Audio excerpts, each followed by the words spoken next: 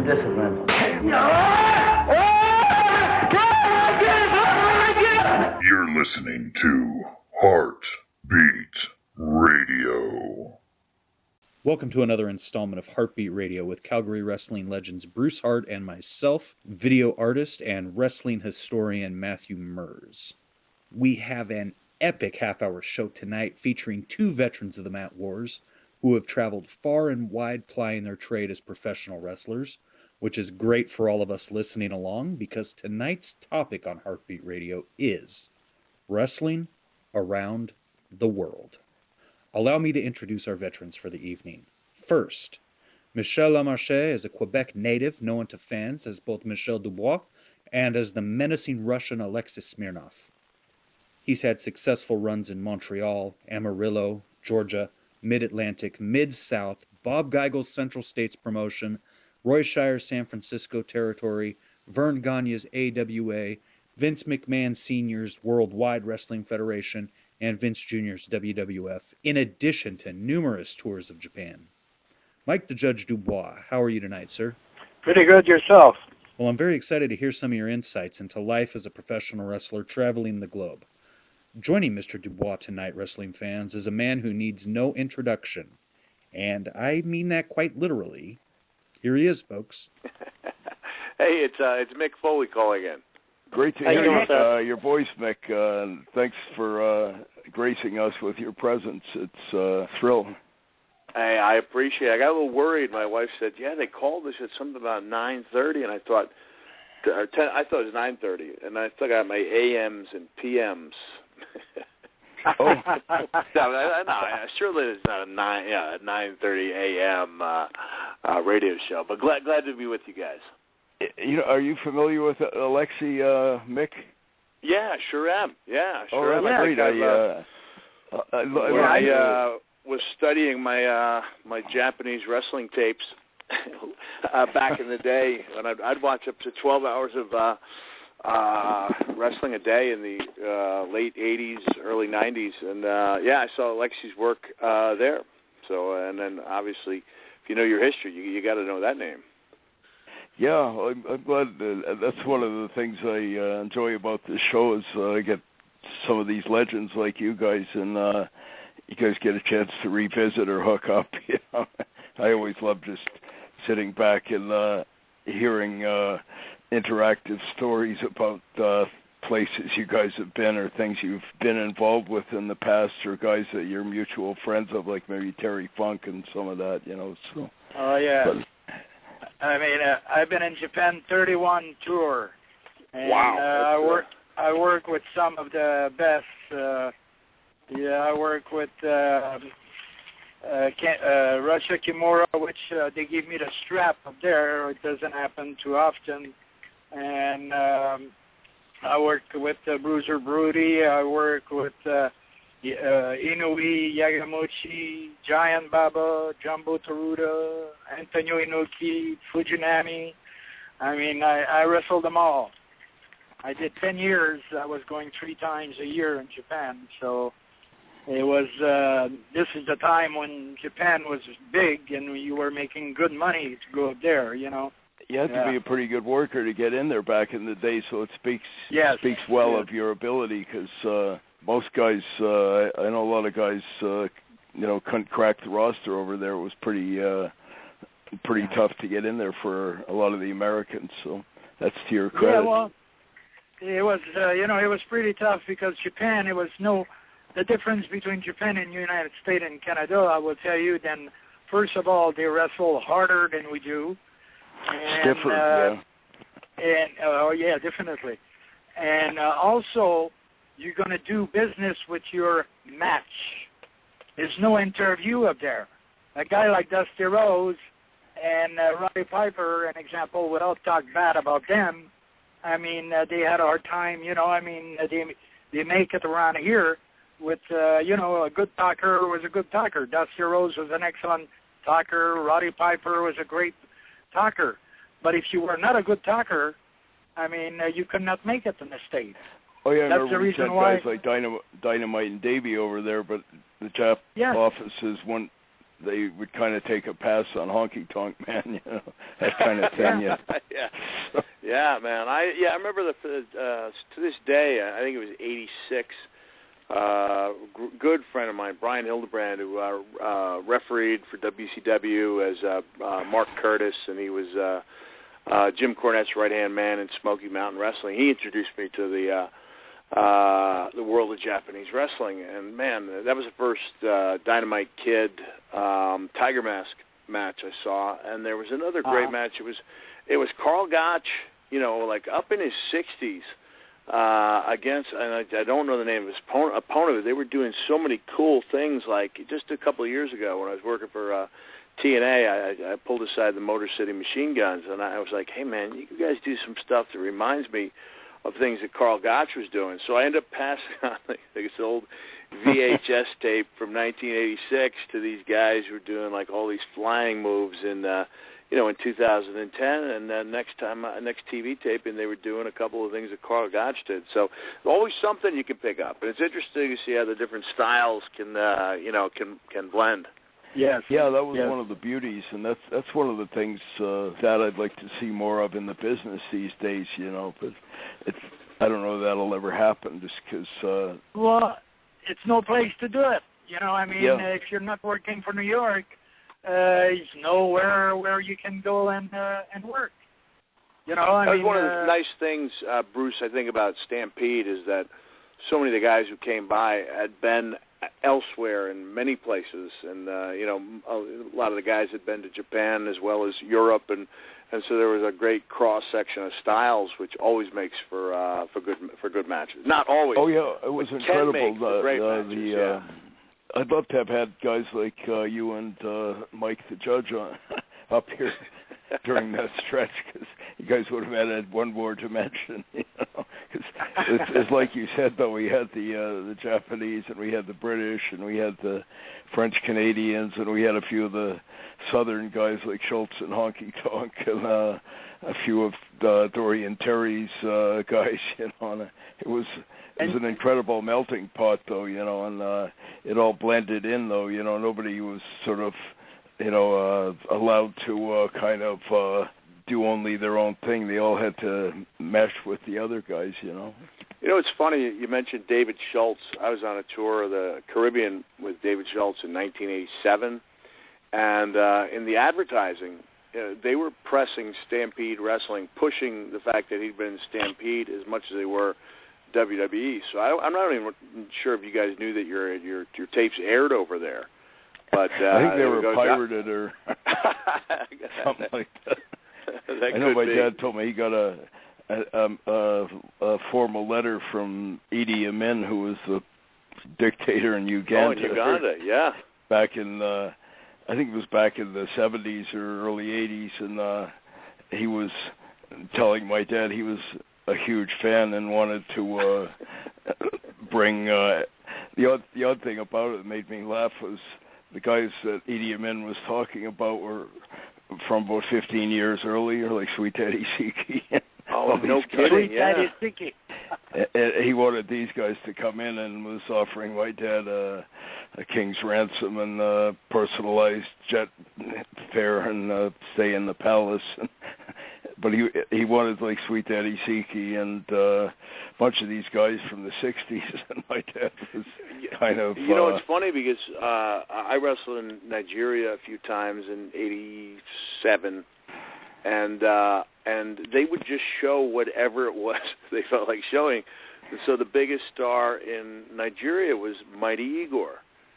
And they would just replay. I don't know if they had a year's worth of tapes. Like Mr. Haiti was the promoter, so they would splice in like a couple of TV matches he had for New York. And when they wanted me to work with their champion, we just we did a show in New York City in front of about 60 or 70 people, and then they just spliced that into the tape. So you'd have a tape I did at a recreation center with Power Udi in New York City, going alongside with an old WWE tape of a WWF tape of Mr. Haiti and Mighty Igor from 20 years earlier. Geez, maybe there's a career for some of these guys that are still alive out there. Maybe Abby when can I make hear, one more. Everyone it seems like who's been over to Nigeria has got, great, not great, awful stories, which make for great stories. And if I can make a clumsy segue here, Bruce, to my upcoming shows, I'm looking at the pre-sale, and like Edmonton and Calgary and Red Deer, Medicine Hat, Lethbridge, like they're all going pretty well. But a couple of these smaller towns in British Columbia, I looked like I had to call my agent back. I was like, wait a second, we've sold 5 tickets in Vernon. What towns British are you Columbia. Doing out there? Like Vernon, we're doing all these little towns: Maple Ridge, Revelstoke, Vernon, and we're just rolling the dice. Whoa. And who's your agent? Well, this Hopefully. is a guy, who knows? They're telling me, hey, it's a walk-up town. But instead of looking at it like immediately, my first impression was, this is going to be a disaster. And then my second thought was, which is great. I haven't had one of those in a while. Like, they make for the best stories. Like when I'm on stage, the stories I talk about from my wrestling days are either the greatest stories or the worst stories. Like, no one wants to hear about a 3-star match. No one wants to hear about the time you had half a crowd, like 7,000 people at the Garden. They either want to hear about, when I wrestled and there were 200 people in the 23,000 seat MGM Grand Hotel and Arena, or they want to hear, the Japanese stuff and the stuff so strange you couldn't possibly write it. I remember we had one. I won't digress here, but I remember my dad had, I think it was Harley and I think Junkyard Dog, who was a face for us at that time, but somehow they got the ring to the wrong town, and so we had no damn ring, but we actually had a pretty good house down in Billings, Montana, and so you put some mats on the floor, right? So Harley, who was pretty strong-willed, said we're going to work anyway, so they ended up having the damned match on the floor, about a 5,000 people crowd, which is pretty good for Billings. And oh yeah. And Harley, being Harley, still wanted to take the high backdrops.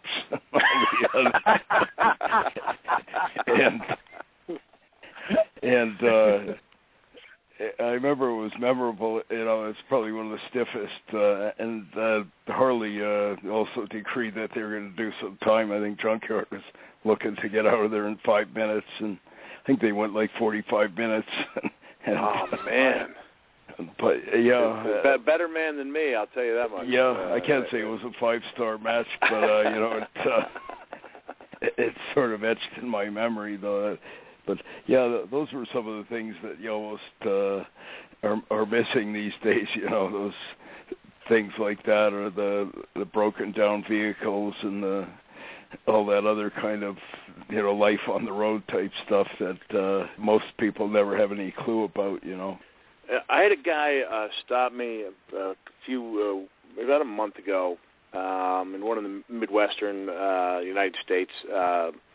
It was possibly Indiana, and he looks at me and goes, "Do you remember me?" And I said, "You look familiar." And he goes, "I learned more from wrestling you in 3 days than I did in all of my, whatever number of years." I said, "Ohio." And I remembered every single thing about it. And the reason that he was telling me that is because he didn't agree with the ideas that I had at that time. He had broken in a different way, and I was doing what what I thought was best. And I remember, along with Mark Curtis, on the last day of the tour, we slipped him over without letting him know, and he thought there'd been some awful mistake. Like his winning celebration was a very confused winning celebration. But the reason I remember all that is because it was such a dreadful tour, and I said, in that last day when we finally drew a good house, last day of like the 4-day run, we look around and the promoter's gone. He's literally left town, like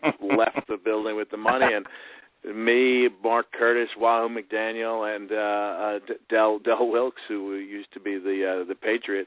Oh yeah. We're outside the guy's house looking, looking for our money, and the police show up. And there's no way you remember those shows if everything went pretty well. you know, like I said, you really only remember the things that go really bad or the ones that go really well. Well, that's that's a right. good story. And what was that like, Alexi, when you were working Japan? What years were those? I started in 77, and I wrestled till 87. Yeah, because I would have caught a lot of those things. I was watching a lot of things from the late, mid to late 80s. That was 3 offices still then? I did the 3 office. I did international. Oki Baba, and then at international, yeah. Shima or which whatever. One? Can I ask which one you enjoyed the most? The one I enjoyed the most was Mr. Yoshiero. No kidding. And yeah, it was international. I really had a good time with them, and they were very fair with me. And after that, I enjoyed Baba, the office of Baba. I did that for 3 years, and after that, I did 2 years with Inoki. So I did a total of 10 years. Hey, that's great. Yeah, I did a bunch of tours, but they were all kind of jammed into a 15-month period where I would go for 10 days a month for one of the smaller promotions. By that time, you had the two big groups, Inoki and Baba, and then there would be like up to 37 little groups, you know. And so Terry Funk had just joined IWA, and up until that point, like I honestly hadn't felt like I couldn't actually point to any place I'd been where I'd actually could say, hey, I drew money or I helped build that territory. And so I knew I'd get the chance to wrestle Terry, and we set about trying to, you know, build that little promotion. That's why I took so much pride in what I did over there, because it was the first real chance I had, you know, to try to make a difference. International, I had the chance to be tag team partner with Andre the Giant and Matt Dagvachan, you know. So I mean, there was some great talent. That means you were taking a hell of a lot of bumps, I'm sure, Mick. I've always been a bump taker, you know, and I really enjoyed touring for them, you know. I mean, they gave me the strap, you know, and business was picking up, you know, and they were happy when they had me, you know. I mean, they were telling me, hey, Mr. Smirnoff, you want to come back, you know, anytime, just give us a call, you know. And 3 times a year was enough for me, you know, so, but I really enjoyed them. Those are 2 of the legends, the 2 names that you guys mentioned that are sort of on a pedestal above everyone else, Terry Funk and Andre the Giant. They're sort of like iconic, Funk, and I don't think I've ever heard any wrestler say anything but great things about either of those 2 guys. So. Yeah, Terry Funk, he worked in Japan so hard, you know, and I mean he's the one who carried a load for a long time for Baba. And it was amazing to see. He was almost like worshipped there, you know, like idolized. You know, he was like bigger than. And then you know, unfortunately, he did the same thing. I ended up doing much later in WWE, which is retiring, and you know, like kind of at his peak, and then coming back. And it's like you know, you can never. I think everyone's got one real comeback in them, and then after that, I think people can correctly assume that you're coming back for the money. You know, so I had my real comeback in 2004, and then you know, and still did a couple good things over the years. But I always have you had your final match, Mick? Or you know what I mean. I'm not saying there's not like a WrestleMania 50 Battle Royal that I might participate in, or who knows, maybe you know, like maybe I might do the type of thing that Brett did with Mr. McMahon at WrestleMania, where it's you know pretty much guaranteed that you're not going to take pretext. You know, as long as there's some justifiable pretext for it, there's always room for one more. Yeah, but I seriously doubt it, because medically I'm not cleared to do anything. But you never say never. Do you think Undertaker's done, or?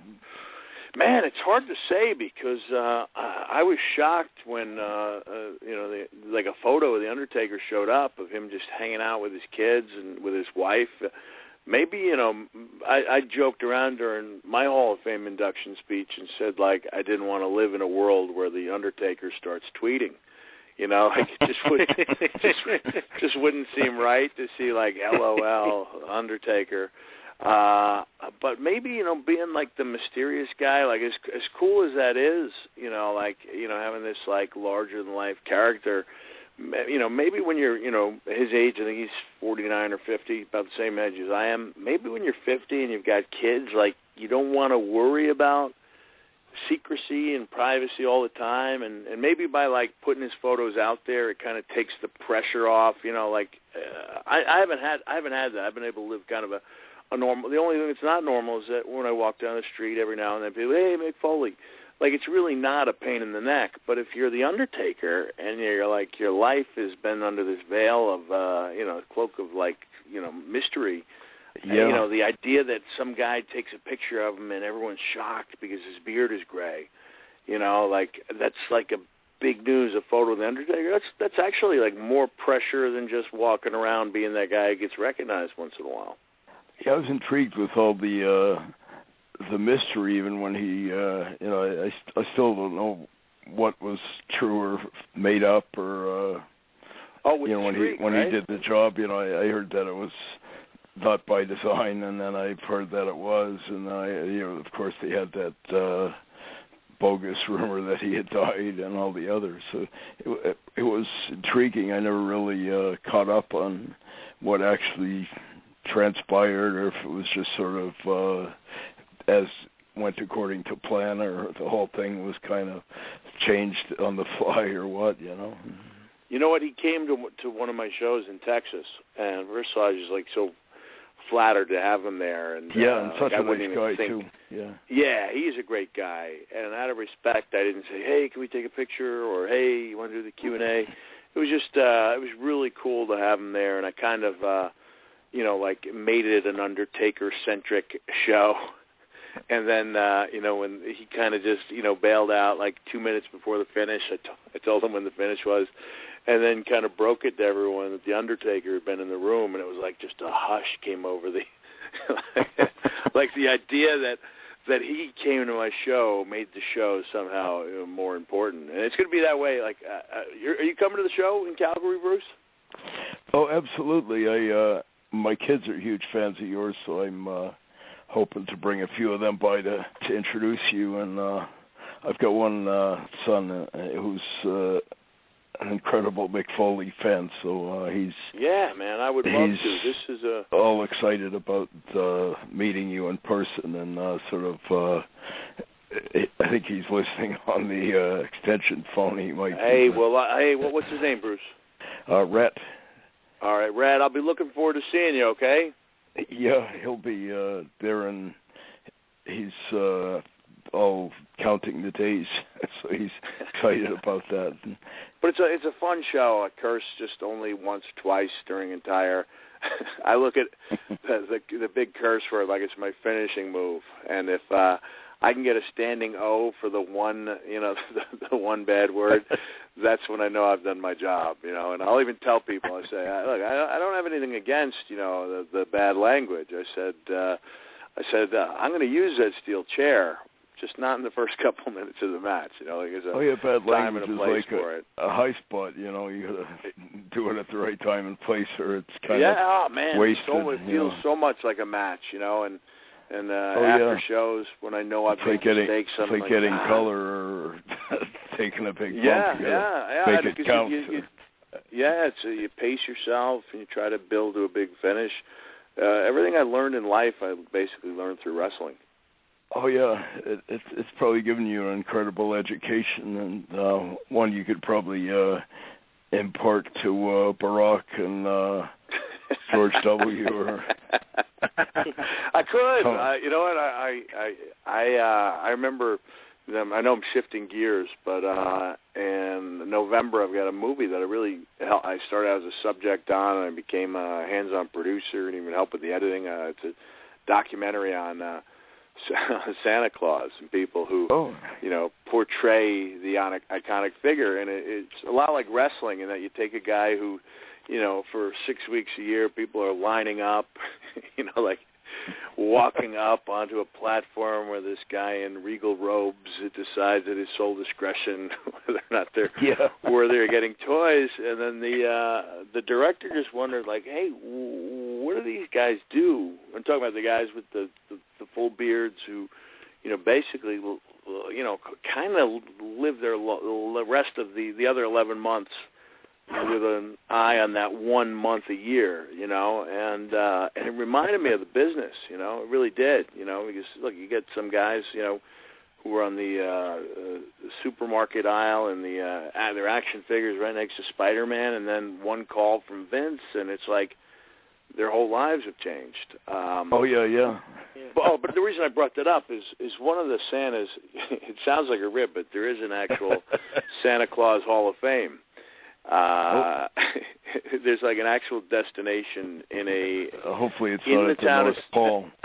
No, it's in Santa Claus, Indiana, in a building called Santa's Candy Castle, which is arguably the oldest themed attraction in the U.S. And one of the guys who's in the Hall of Fame kind of cut a promo on me about a movie he hadn't even seen yet, that hadn't even been released, just based on what he heard. And I got hot about it, and I was like, and I wrote back to him, and I said, well, no one likes to be, lectured by a Hall of Fame Santa. I said, maybe I don't have the time into the red suit that you've had, but hey, man, I've wrestled in 49 states and 37 countries over the course of 29 years, and if I have an opinion, I'm gonna share it. Like, I kind of came firing back with that sense that what I learned in wrestling has been an invaluable education, and I'd put it up against what anyone would learn in college or politics or any other type of business. Well, that's all the time we have this evening on Hart Beat Radio.